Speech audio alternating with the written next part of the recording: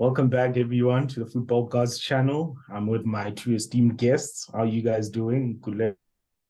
All right. How are you, man? Now, fantastic. Debo? I'm She's blessed. silent. My blood is Okay, red. okay. Yeah, I'd like us to actually do like a review, short review on Champions League.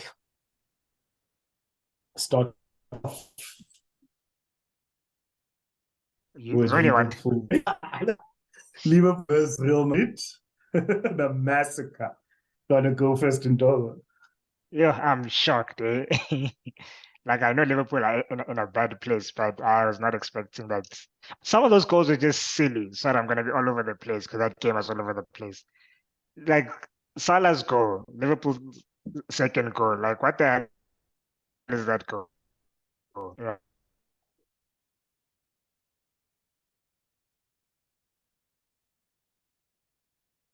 The highest level of football.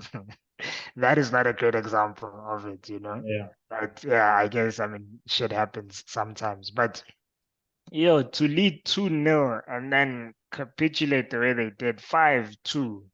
Like I was just saying to someone the other day that they're lucky there's no away goals rule because I mean, look, I still think they're out, right?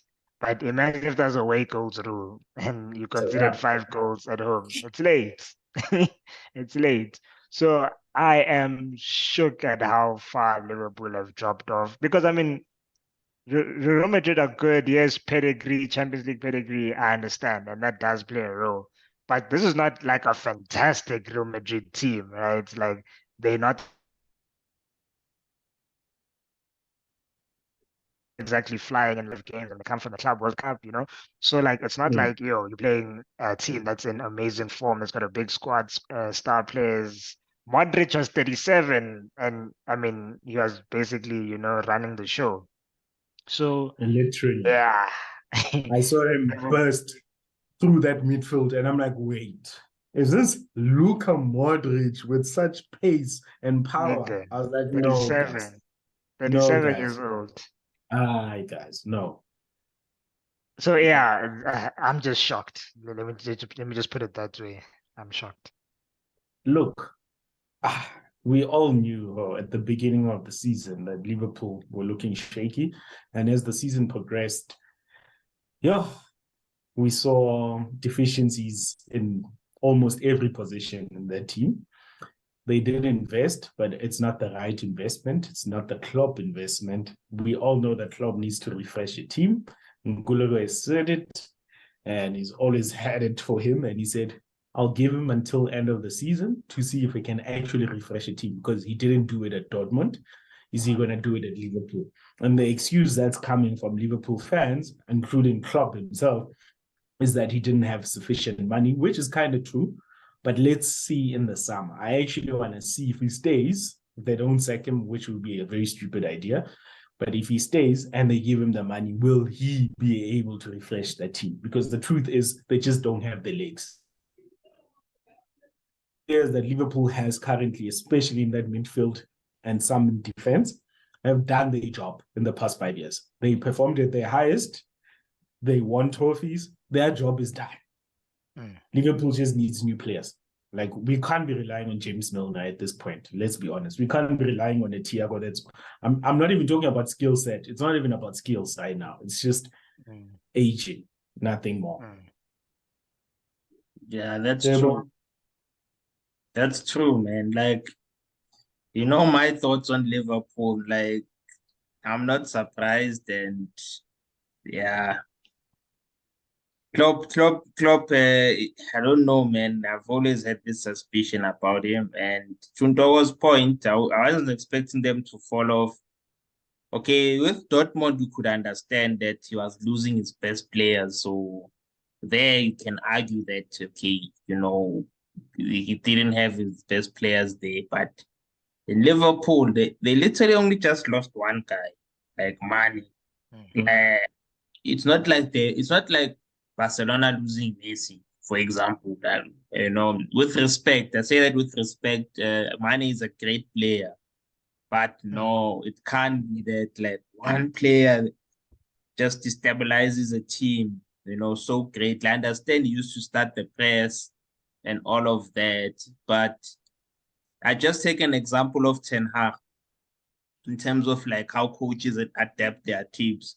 Ten Hag at the start of the season, Man United, he was playing on the press, front foot, trying to dominate. And you saw, hey, you know what? I don't have these type of players. They actually players that can hold possession, interplay and all of that. Then it's like, let me switch it and make Man United a transition team.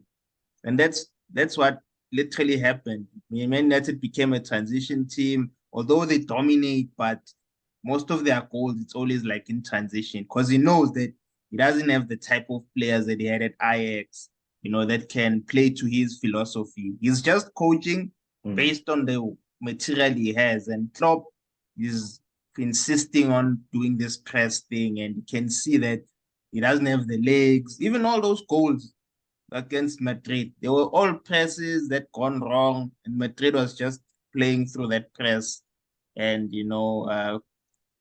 causing them harm. But yeah, like your point comes up. You have to see if they give him the funds to buy his press players. Look, I won't judge him until next season. The verdict is still out. We'll leave it for next season. But I want to reiterate what Ntokozo said. Real Madrid did not play well. That was a horrible match of football from both sides. So, yes, looking at the score, right? It's horrendous, it's ridiculous, blah, blah, blah. But if you watch the game, you actually realize both teams were awful. Both teams were awful. It's just that one took its chances, the other one didn't, because Liverpool themselves missed chances. That game could have easily been 5-5. Yeah, true. And I know it's going off topic or off track, but I actually now appreciate, maybe there wasn't so much competition then, but what Wenger and Alex Ferguson were able to do, like to compete at such a high level for a long, long time. Because I'm kind of seeing the same thing with Pep, as if like, hey, he doesn't have the type of players that he's used to having. He's now having the likes of playing with the Haaland, the declining Gundogan, the declining De Bruyne. Doesn't have Sterling, doesn't have Jesus. He doesn't have those players that can interchange. So now he has to play traditional football, whereby now people that are strong in their positions, should play according to that. Haaland is an attacker. He's not an interplay guy. So it seems to show that like these system coaches, they have a limitation, because if they don't have the right type of players, it seems like they can't evolve their teams to still win. And we've seen Fergie and Wenger win with different types of players. They started with physical players, technical players, average players, but they just play to the strength of their team. So next season is a big one, I think, for both Pep and Klopp. I agree. You mentioned something so critical, and that's why I know Pep and Klopp are fantastic managers. I know, right? But for me, if a manager can make an average player a superstar, that's still the ultimate for me. And those two managers that you spoke about, Fergie and Wenger, they've done it for years. They've turned average players into superstars, guys. For years. Alex Song, dude. I still don't know how Alex Song ended up at Barcelona. And it's not like it's not like he ended up at this Barcelona. This one that's got 100 levers, financial levers. This was prime Barcelona that still had Messi, that had Iniesta, Fabregas, that was the real Barcelona. And Alex Song somehow managed to get there. So yeah, I think that's just testament to the point that both of you guys are making. Yeah, they really did an underrated job. In as much as, yes, we hail them as two of the greatest coaches, and Sir Alex is probably on a higher thingy. But yeah, I really do think, we'll really appreciate them even more than we did before. Yeah, with that being said, moving on to Pep Guardiola's game yesterday. Man City will play 1-1 draw. Yes, Man City were away, but against RB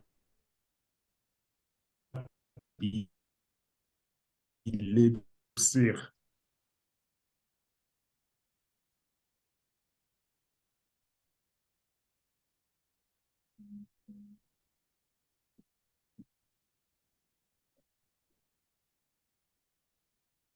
Okay, Nkuku.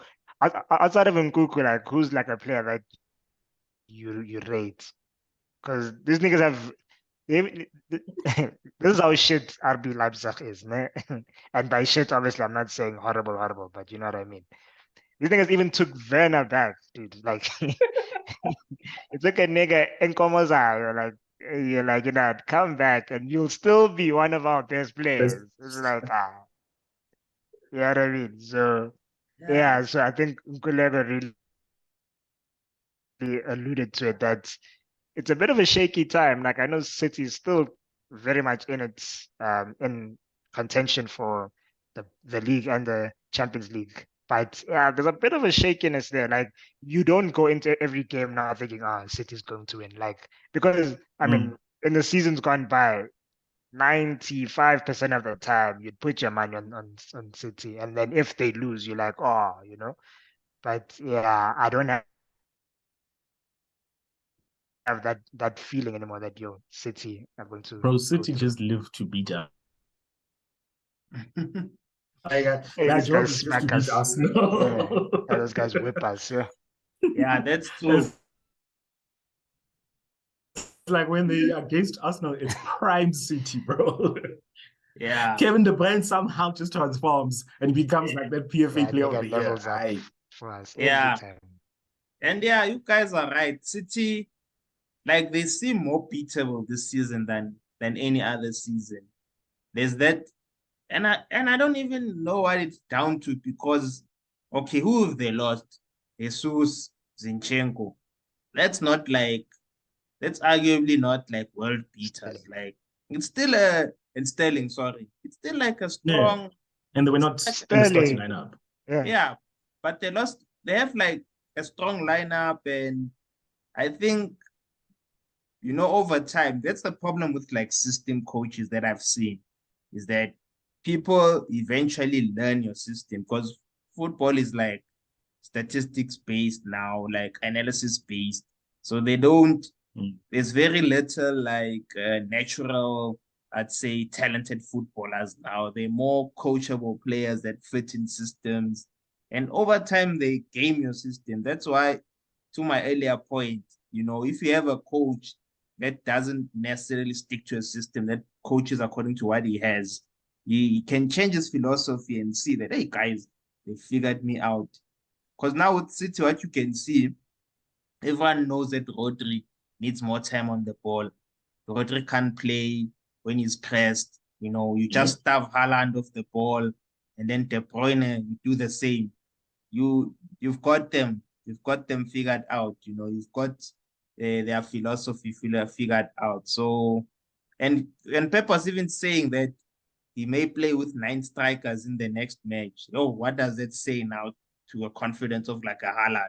You don't trust me to put the ball into the net anymore. So yeah, it's gonna be quite interesting, eh? Mhm. Yeah, but nonetheless, I want us to move into EPL, right? So we have games starting from tomorrow. But I would like to focus on the big games. The first one being Leicester City versus Arsenal. What are your thoughts, guys? Tricky game, as inconsistent or as poor as Leicester have been. Let's be honest, they have had a bit of an upturn in form over the last few weeks, and in as much as Man United beat them 3-0, I don't think that is a fair reflection of that game, because I feel like Man United could have been about 2-0 down really in that first half at least. So yes, Man United won, but like I say, Leicester played much better than that scoreline suggests. So in as much as yes, it was a bad result for them, I still don't think. I, let me put it this way. I still think they're still on an upward trajectory despite that result. So, is the game at Emirates or King Power? King Power. Oh, yeah, which makes it a bit. But we generally have a good record against Leicester. I think we'll win, but I don't think it'll be an easy game at all. I think we'll look at like a 2-1 or a 1-0. I think that we'll be on a bit of a high with last week's results, and I'm very happy with like the mentality of the team. And hey, Jorginho hopefully will break this Chelsea curse, because me, I was like, in as much as it was a sensible signing for us to make, me, I just don't like these Chelsea guys, you know. So he definitely did something to at least change my view of him. So yeah, I'm slightly confident, but I'm a little bit wary that Leicester are a much better team than they were a few months ago. That's for sure. Look, I believe we're gonna win the game, but like you said, it's gonna be a tight game, right? So I'm under no illusion that Leicester are just some low bottom team. Like you said, they're on an upward trajectory, and I fear them actually, especially at their home ground, because the key players for Leicester are starting to pick up form, while we are basically, I don't know if we're on form. I actually don't know if we're on form. However, I believe that Arteta needs to play Trossard first, just like in the Aston Villa game, because Martinelli is exhausted. That's the truth. And maybe Martinelli is just not a 90-minute player. He runs way too much to be running 90 minutes and be like... On that point, sorry, man, just to cut in. I think he actually even has more of an effect coming off of the bench, because when he came on versus Aston Villa, he changed the game. In many ways, he's the reason we won that game. So yeah, I think I agree with you that maybe he's a better weapon, at least at this stage of the season, being used off of the bench. Sorry, yeah. Yeah. But also, referees need to start like protecting Saka, guys. Not that I'm saying, nah, guys, Saka gets chopped. This kid won't make it to 25 if they don't protect him. Yeah, no, must be smart, but unfortunately, it's always gonna be targeted. Like, he must be smart and learn how to man up to those tackles and protect himself. He mustn't be like Neymar, that like puts his foot in when he can see a tackle's coming. The smartest players develop that skill, man. Unfortunately, yeah, but the refereeing has been poor in EPL actually. Yeah. He might break a leg to your point. To your point. But yeah, I think you guys, Arteta needs to go back to that boring Arteta you guys hated at the beginning of the season. Conservative Arsenal. Because you guys like have a healthy lead. You don't need to like, you need like 1-0 wins now. 1-0, 2-0. You guys are at that stage of the season. You don't have a big squad. You can't outplay players, and your players are getting injured now. Partey, I don't know what happened. Like, you buy Jorginho, now gets an injury. Like, I can never understand Partey's injury record. But you guys have a good chance if you play. You see how you played the second half against Aston Villa, where you guys were like very patient, not actually, full throttle, allowing them to, and your goals were like, counter type of attack. I believe you guys, your last tough match is against Man City and Liverpool. Guys can make it to those two games with like 5 points ahead. You have a very good chance. And Man City will drop more points. If you can see they're beatable, right? They still have to play Liverpool. They have to play Liverpool. Talking about Man City, we're actually playing a tricky game. They're playing against Bournemouth, and Bournemouth is home. That's a tricky game. I'm telling you now, with this Man City, Hi guys, I have a funny feeling about that game. Nah, no. I don't think so. I think that's a 4-0 or 5-0 for City. And that's not Mm. because Bournemouth is a very tricky team. They're very up and down. You know, they're very streaky, I think is the word. You know, they can go 5 games playing well, you know, and then Mm. the next 5 games being a bit shit. So yeah, but I think Haaland is gonna have a field day there, might have get himself a hat trick there. So yeah, I'm not the City's bogey team. City have three like main bogey teams. Southampton, um, Spurs, and Liverpool. So okay, Spurs have already played twice. Southampton, I think they've still got to play them again. And maybe even Brentford, I think you can add now there. So yeah, I don't think they'll have any troubles playing against Bournemouth, to be quite honest with you, in my opinion. Well, I think it's gonna be a 1-1 Oh, draw. I hope so. I hope so. Yeah, I think City wins comfortably. They wounded now, like Okay. they're chasing you guys. 3-0. And then we've got another interesting game. This one is interesting. Crystal Palace versus Liverpool. I think it's Ooh, coming at the that's a nice right game. time. Yeah, that's a nice game.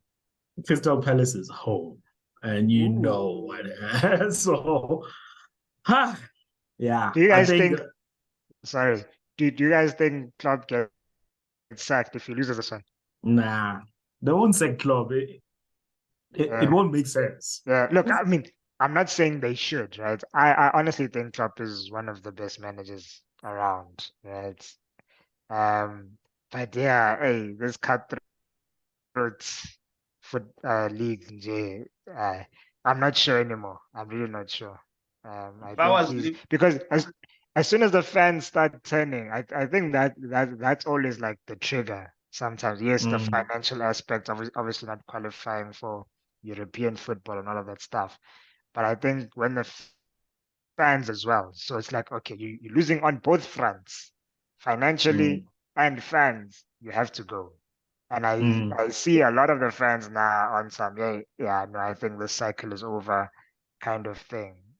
Hmm, So yeah, I'm a bit worried for him. yo, for me, if I'm Liverpool, Tuchel is available. Hey, Tuchel is available. and I Tuchel also can do a job now, right? I Right think now. I think the Klopp's time is out. He just think about how many players are in the market that he can buy that can like fill the gap because he's not like when he arrived, right? The expectations are high now. Liverpool are like Mm, challengers to City. They are, Champions League winners, finalists for the past three out of the last four. mm. He doesn't have The a stakes are way too tie. high. They're Yeah, the way stakes too are way high. too I believe I heard like Madrid are also looking at him with the rumors of Ancelotti going to Brazil. high. Mm. Tuchel is available. But Liverpool can actually. I think the squad they have with a different coach, it's not bad. It's just the style of play problem. yeah, I heard that PSG want to swallow their pride and recall Tuchel.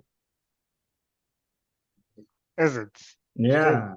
And I'm like, whoa, that is some cold move. Yo, Interesting. but with PSG, Interesting. Togo has always said it. They don't have a midfield actually. Like that's their biggest problem. PSG's Yeah. problem is simple, dude. Like I don't know why they haven't resolved that thing. Mm. That's a Look, simple Marco, issue. what's his name? Is Marco Verratti. Yeah, Marco Yeah. Verratti is an outstanding player, but you can't have one person running the midfield. Mm. That's just the truth. Yeah. Like they bought Renato Sanchez. We all know when Renato Sanchez goes to a big team, he flops. Mm. He's a mid-team player. Allow him to be a star in those And then they got Fabian Ruiz from Napoli. He wasn't even great at Napoli. Like, what are you expecting?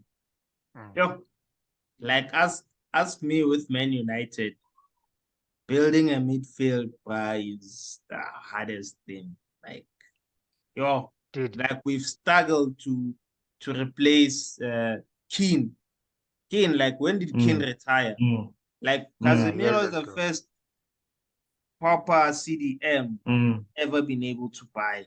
And Eric and this said, is what I'm saying. If I'm PSG and I'm saying, yo, Man United are buying Casemiro, I'm hijacking that move.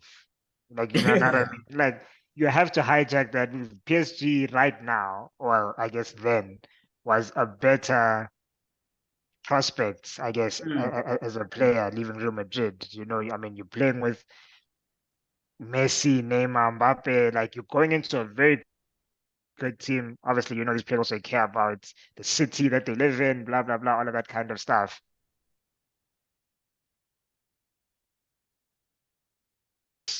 Than Manchester, for instance, from what I've heard. So yeah, I just don't understand PSG. What the hell, like their plan Bro, is. I can't believe they still have not signed N'Golo Kante. It just doesn't make sense.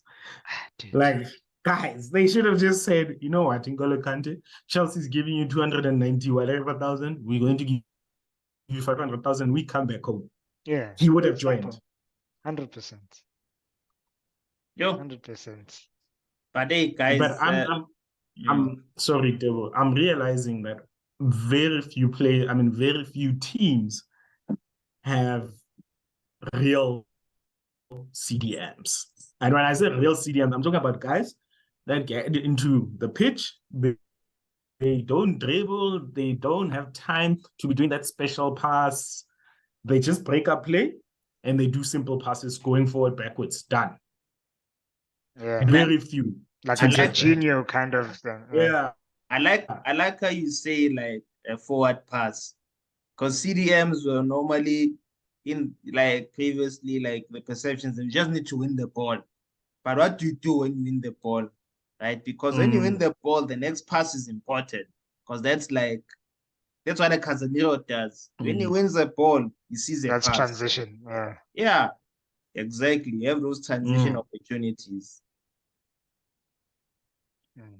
So and nothing fancy, bro. Like I've seen so-called CDMs that are not real CDMs. They want to dribble, bro. Why are you dribbling? You don't know how to do that. You know, your job is simple: break a play, find an opportunity to go forward. Done. That should be your job. Yeah, and to be fair, guys, I eat humble pie with Jorginho. Like I watch that guy. You know, he knows how to protect the ball. Who? That's Jorginho. He knows how to. I can see why he can play a CDM, right? Because he's got a football brain. Yeah. I'll give him that. In as much as like, I won't say I don't like him. I don't like him just because of his Chelsea link, but like, yeah, not just as a player. All bias aside, I think he's like got a football brain. He's a good player to have in the team. I definitely agree with you. He's a good player. Playing with the wrong players, bro. Jorginho's playing with Nketiah, bro. Like, Nketiah is stupid, bro. Like, Jorginho did some nice through pass. Nketiah was like, oh, where are you passing? Kante, it's right here. Hi, guys. Yeah, no, Nketiah almost chopped us on Saturday. Jesus needs to come back. Jesus needs to come back. Look, bro. Look, how many weeks I'm not saying left? I'm not saying Jesus is gonna bang like 50 goals, but Jesus is an intelligent player, bro. He would have figured out, oh, this guy's trying to do this. Yes. You can't have like a CDM that's way smarter than you, bro. Like, what are you doing? Yeah. Hey, do you guys think this weekend is finally the sacking of Potter, eh? Tottenham.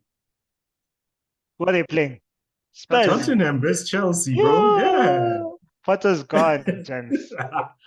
Guys, Potter's so gone. I was having a conversation with someone here in the office with Chelsea. And this person said, one, Graham Potter is the problem to start off with. And two, the system that Chelsea are using is not benefiting the players they have. So it boils down to Graham Potter. But he's like, Graham Potter won't get sacked. And the reason why Graham Potter won't get sacked is that Chelsea paid Brighton 20 million to get Graham Potter. And they also had to pay 15 to 17 million to sack Tuchel. And Graham Potter signed a 5-year contract. In each of those 5 years, it's 20 mil. Do you know Todd Bowley, my nigga? Do you know Todd? Do you think he'll pay Graham Potter for 100 mil to go? Todd is going to pay to get this nigga out. I'm telling you. And I'm saying Chelsea are not winning this weekend. Are not winning. And I think it's going to be the last straw. And I just want to say, side note, Mudryk is not scoring or assisting also. Because fuck that guy. Right? Side notes. This guy's going. That's my view. I think next week, Potter won't be Chelsea's manager. And Arsenal fan. But yeah, it's not looking good. Like there's no signs. This is the thing because people are because a lot of people are comparing his situation with Arteta and whatever, right? And I understand. Look, there was a time even as an Arsenal fan, I wanted Arteta God. I'm not gonna lie, right? But to be fair, Arteta bought himself time. Firstly, by winning us a trophy almost immediately, right? And we're like, okay. And he showed us, okay, there's a way. Even in much, remember there was a time we lost, I don't know how many games, right? I was pissed. But like, to be fair, you can see what we were trying to do in those games. And as individual errors that cost us in every game. I don't see, like, besides individual brilliance from João Felix, and Enzo's also good. I'm not gonna lie. Besides those guys, turning it on, okay, and Reece James also. Besides those three guys being on song, And think about it, guys. The amount of pressure this guy has, ne?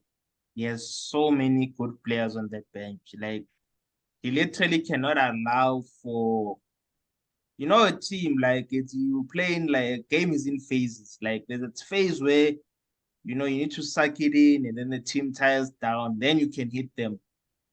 He can't allow for that because there's so much Arsenal on the bench, and he's like, yo, dude, Mudryk is not playing. Hey, Pulisic is there. Ziyech is not playing. Yo, Sterling, Mudieke is there. Havertz is not scoring. There's two other strikers on the bench. So he's literally, he's been literally using 5 substitutes every single match because he has players at his disposal, and the players, morale is affected. Like if you have a big squad and players are like star players and they have to be squad players. No player likes being on the bench. Of the players that he has, I don't believe any of those players, would enjoy being on the bench because, first of all, Chelsea is still Chelsea. But you're not on the bench of Madrid or Barcelona. You're on the bench of Chelsea, a very weak team in essence, in terms of like where they are at the moment. So, and secondly,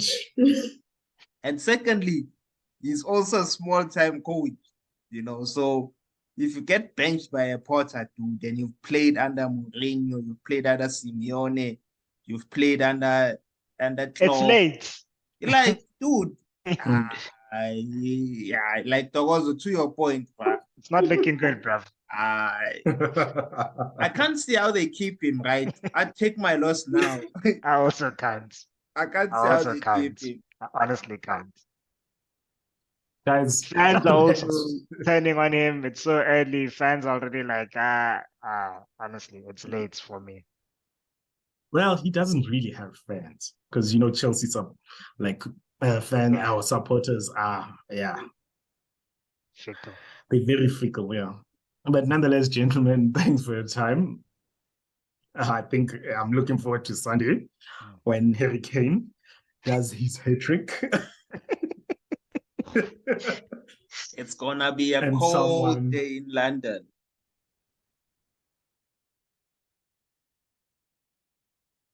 The only thing I hope is that Arsenal don't play them soon because we have bad luck of new manager bounce, what. So Mm. Chelsea, if you're gonna make a move now before we have to play. Don't sack Graham Potter the week before Arsenal. Get a new manager bounce and then it's late for us. That's my only request. Todd, Cheers, gents. Have a good one. peace. Peace.